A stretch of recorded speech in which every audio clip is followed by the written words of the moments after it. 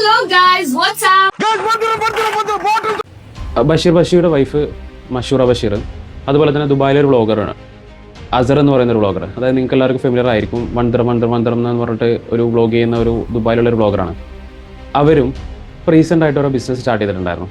മഷൂറ ബഷീർ ഒരു ഫിറ്റ്ചെക്ക് എന്ന് പറയുന്ന ഒരു ക്ലോത്തിങ് ബ്രാൻഡ്, അതുപോലെ തന്നെ അസർ എന്ന് പറയുന്ന ആൾ അസറൻസ് എന്ന് പറയുന്ന ഒരു പെർഫ്യൂം ബ്രാൻഡും. ഇവർ രണ്ടുപേരും ഈ ഒരു ബിസിനസ് സ്റ്റാർട്ട് ചെയ്തു റീസെൻ്റായിട്ട്. അവർ സ്റ്റാർട്ട് ചെയ്ത സമയത്ത് തന്നെ അവർക്ക് പെട്ടെന്നൊരു ഗ്രോത്തും അതുപോലെ തന്നെ ആ ഒരു ബിസിനസ്സിൽ അവർക്ക് സക്സസ് ആവാനും കഴിഞ്ഞു. അതിൻ്റെ റീസണ് ഇവർ ചെയ്യുന്ന ബിസിനസ് യുണീക്കാണ് എന്നുള്ളതുകൊണ്ടല്ല. അതായത് ഒരുപാട് പേര് ക്ലോത്തിങ് ബിസിനസ് ചെയ്യുന്നുണ്ട്, ഒരുപാട് പേര് പെർഫ്യൂം ബിസിനസ് ചെയ്യുന്നുണ്ട്. ബട്ട് എന്നിട്ടും ഇവർക്ക് ഇത് പെട്ടെന്ന് സക്സസ് ചെയ്യാൻ പറ്റുന്ന ഒരു മെയിൻ റീസൺ എന്ന് പറയുന്നത്, ഇവർ ഓൾറെഡി ഒരു ബ്രാൻഡ് ഇൻട്രൊഡ്യൂസ് ചെയ്യുന്നതിന് മുന്നേ ഇവരൊരു പേഴ്സണലി ഒരു ബ്രാൻഡായിരുന്നു. അതായത് ഒരു പേഴ്സണൽ ബ്രാൻഡായിരുന്നു ഇവർ.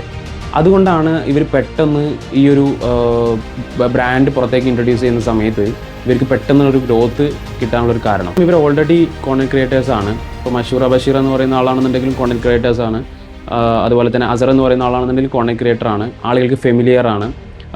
അതുപോലെ തന്നെ ഒരു കമ്മ്യൂണിറ്റി ഇവർ ബിൽഡ് ചെയ്തിട്ടുണ്ട്. ഇവരെ ഫോളോ ചെയ്യുന്ന പല ആളുകളുണ്ട്, കുറേ ആളുകളുണ്ട്. അപ്പോൾ അതുകൊണ്ട് തന്നെ ഇവർ ബ്രാൻഡ് ഇൻട്രൊഡ്യൂസ് ചെയ്യുന്ന സമയത്ത് ഇവർക്ക് മാസീവ് സപ്പോർട്ട് അല്ലെങ്കിൽ കസ്റ്റമേഴ്സിനെ ഫൈൻഡ് ചെയ്യാൻ ഇവർക്ക് യാതൊരു ബുദ്ധിമുട്ടില്ല. അതുകൊണ്ടാണ് ഇവർ ചെയ്യുന്ന ബിസിനസ് ഇവർക്ക് പെട്ടെന്ന് സക്സസ് ചെയ്യാൻ പറ്റും. വേറൊരാളും ഈ ഒരു ബിസിനസ് ചെയ്ത് സക്സസ് ചെയ്യാൻ പറ്റില്ല എന്നുള്ളതല്ല ഇതിനർത്ഥം.